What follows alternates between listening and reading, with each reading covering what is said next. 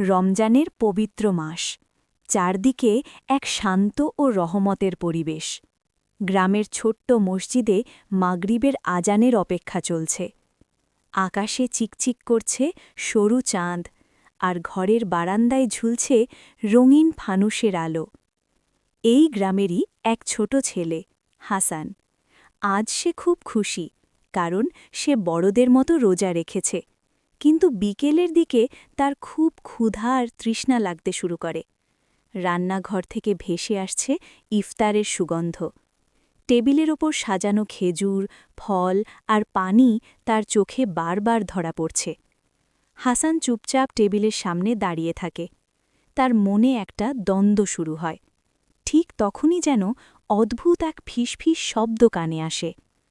কেউ তো দেখছে না, একটা খেজুর খেয়ে ফেললেই হয়। হাসান চমকে উঠে চারদিকে তাকায়। ঘরে কেউ নেই, কিন্তু তার মনের ভেতর সেই কথাটা ঘুরতেই থাকে।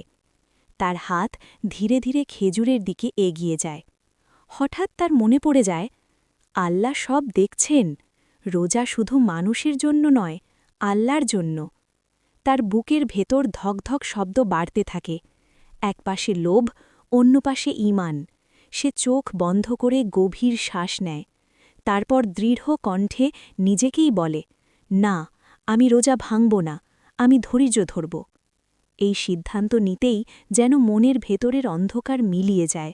সব ভয়, সব ফিসফিস শব্দ থেমে যায়। তার মনে এক অদ্ভুত শান্তি নেমে আসে। ঠিক তখনই মসজিদ থেকে ভেসে আসে মাগরিবের আজান। আল্লাহু আকবার, আল্লাহু আকবার। হাসানের মুখে হাসি ফুটে ওঠে। সে আনন্দের সাথে পরিবারের সবাইকে নিয়ে ইফতারে বসে। প্রথম খেজুর মুখে দিয়ে সে মনে মনে আল্লাহকে ধন্যবাদ জানায়। সেদিন হাসান বুঝতে পারে, রমজানে শুধু শয়তানকে হারানো নয়, নিজের মনকেও জয় করতে হয়। ধৈর্য, বিশ্বাস আর আত্মসংযমই একজন মানুষকে সত্যিকারের শক্তিশালী করে তোলে। শিক্ষা: রমজান আমাদের শেখায় আল্লাহকে ভয় করা, ধৈর্য ধরা এবং ভালো পথ বেছে নেওয়াই আসল বিজয়।